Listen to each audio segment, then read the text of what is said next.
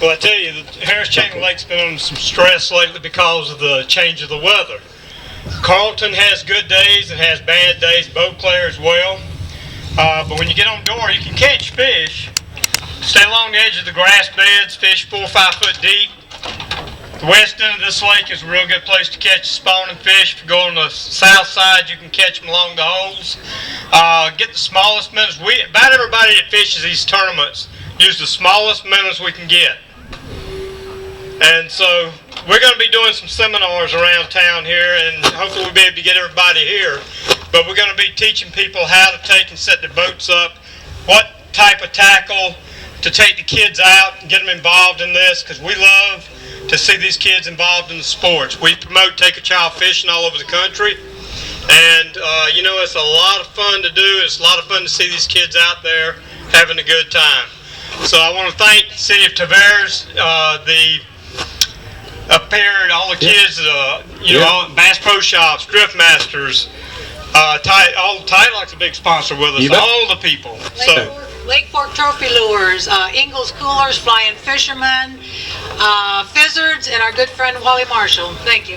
Thanks a lot. Real quick, question came up just real fast. Somebody asked me today, with spawning fish, with the weather the way it is up and down, how long will these fish be spawning on the Harris Chain? Well, once these hens go back off, the males will go back in. They'll stay there for quite a while.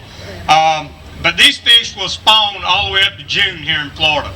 A lot of these guys have caught them on Dora at the 1st of June full of eggs. Yep. So just stay with them, start at the banks, work your way out, and you should catch a lot of them. Very good. Thank you all so much. Grab a couple, take them out front. Don and Tony Collins.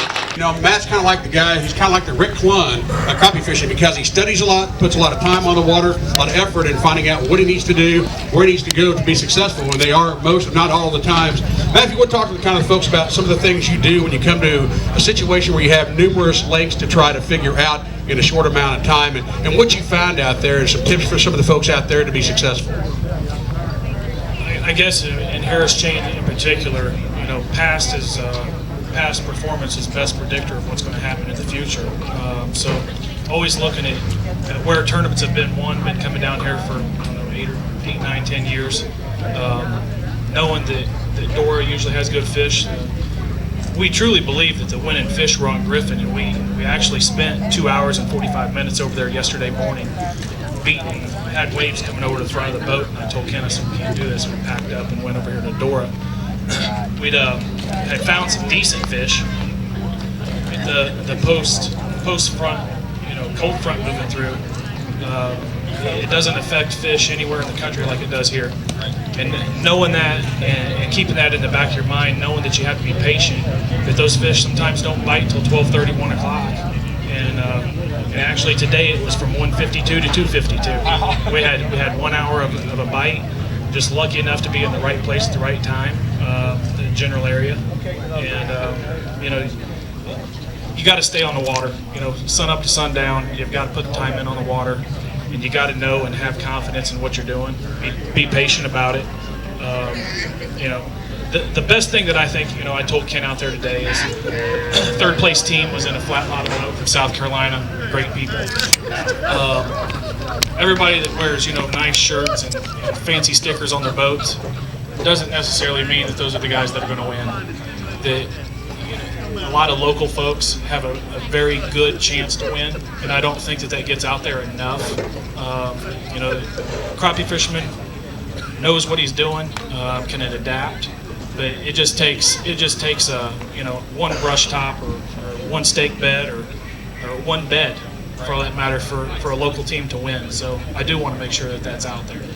One thing I want to ask you too real quick, Matt, these lakes tend to be kind of a bowl style. There's not a lot of structure out there, and I think a lot of people get confused. They say they get used to crappie fishing trying to find a brush pile or structure.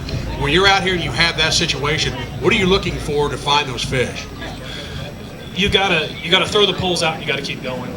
I guess if there was one key, you know, we use Humminbird Electronics, knowing that pull your lake map up. And I guess the best tip for somebody that just wants to crappie fish is follow contour lines. Look at the contours. You know, it could be as little as a 6 or 8 inch drop in contour in the bottom to hold those fish. And that was a prime example of what we did this week. You know, today more so than yesterday. Yesterday we kind of had to beat the bank a little bit. We moved out because of the wind. But today, actually, after we weighed yesterday, you know, most of our fish that we weighed were males. And I told Ken, you know, males don't win tournaments. You've got to find the females. So we backed off. We backed way off. You know, there were a lot of males being caught, you know, up close to the bank. We pulled back out 600-800 yards from the bank into it was basically a trough or a hole, and found some fish right at the edge of that hole where that deep water comes up to shallow water. You know, another week, 10 days of really nice weather, those females are going to the bank. And there's some that have already been there, but on the same token, God's not going to allow them all to go at the same time. I do want to ask you one more question, too. You mentioned a bit ago about the cold fronts. It seems like nowhere else in the country does a cold front affect the fishing like it does here. Do you think that's due to more stable weather most of the time, and that shallower water, you think that the thing that plays into that? Yeah, I would say, you know, the weather is stable, but these lakes are shallow. You know, the shallow water, Kent and I really prefer to fish deep. Love fishing river systems and love to target things. We just feel like deep fish are a whole lot more stable than what a shallow fish is. You know, these fish are going to do one thing. They're going to find the water temperature that they want, and they're going to find the food. And those fish will be there as long as the food's there. So you've got to look for those two things, put it together, and you'll find the fish. Matt, thank you very much. There you go. That's what I said. Great insight on this. Hope you're taking notes. Thank you, Matt. Matt Morgan. Weight 852. It fell off today. Can you tell the folks just what happened today on the water? Did you do the same technique, same thing you were fishing before? What happened today? Yeah, we were longline trolling in Carlton, and yesterday the fish were eating the jigs good. I don't know if we lost maybe 1 or 2 fish yesterday. And today the fish will pull the pole back, get your hand on the pole, maybe put 2 or 3 cranks in it, and they just pull off. Wow. So I don't, you know, just wasn't eating real good. And we left Carlton about maybe 2 o'clock. He came to the door, and we should have made that move a lot earlier. I'll say you just took the question or answered the question I was going to ask you if you would change something. Then when you change, you answer that. Over the 2 days, what bait were you using that predominantly caught most of your fish? We were using a Johnson Crappie Buster tube. Color in particular, or did it matter? Yellow chartreuse. Very good. How deep were you long line finding your fish? We were pulling over 11 to 12, 14 foot of water, and our jig were running around 6 foot, 6 to 8 foot. Very good. Talk about your rods, your rod holder, your electronics, and things like that. D&M poles, Driftmaster rod holders, and Humminbird electronics. And how big of a play does the Humminbird electronics play out here, especially when you're looking in these lakes that don't have a lot of structure? Well, it's just like Matt said. In lakes, these natural lakes, there's not, you know, most of them are real shallow. If you can find a ledge or a drop or anything, just run the contours, and that's what we were doing in Carlton. We'd get on those 11-foot contour lines and just run those contour lines. You bet you guys. Congratulations again. 2-time Florida State champions, Billy and Scott Williams. Another great finish today. 2 top 5. That's not this. Ronnie does? All right. Guys, fish this tournament. You had a great day out there on the water both days. Let's talk about how you caught your fish, where you caught your fish, and what you caught them on. We normally long line, but when we come to Florida, all we do is shoot dogs. We jig fish.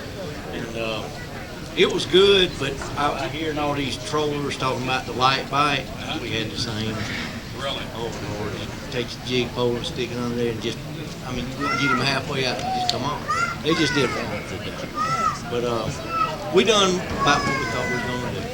What lake were you guys fishing on, or did you fish multiple lakes? Dora. Stayed on Dora the whole time? Stayed on Dora, and we did use the slider, that jig that we got. Actually, we got it the other night in the draw. Hey, see? That works out pretty good, didn't it? I love the way it looked. It works great. Okay, yeah, with this lake, you said you were shooting docks. So your fish were found shallow. We're talking guys fishing 18-foot water catching fish. So do you attribute that just because of the cold fronts coming through? What's going on? I do. The cold front didn't help by no means, but we was looking for 6-foot water and looking for some of the hens in there, and we did find some, but they was just flat as the boards. They were laying out. So we had a ball. Everything went good. What color was that jig you won the other night? Just like a mint silver. Silver, just like a minute. That worked out pretty good too, didn't it? I've never used one, but You're going to use it again, aren't you? It works great. Let's talk about your Ranger boats, guys. Let's talk about your electronics, your rods, rod holders, and things like that you use. Well, we fish out of a Ranger. Now we brought a smaller boat down here for the dock shoot, but we use B&M jig poles and Wally Marshall shooters. What about your electronics and rod holders? We got all the rest electronics, and the electronics are very important shooting docks too, because you got to find the right depth. You can be fishing a 6-foot dock here and move down to a 3-foot dock right next door and not get a bite, or vice versa.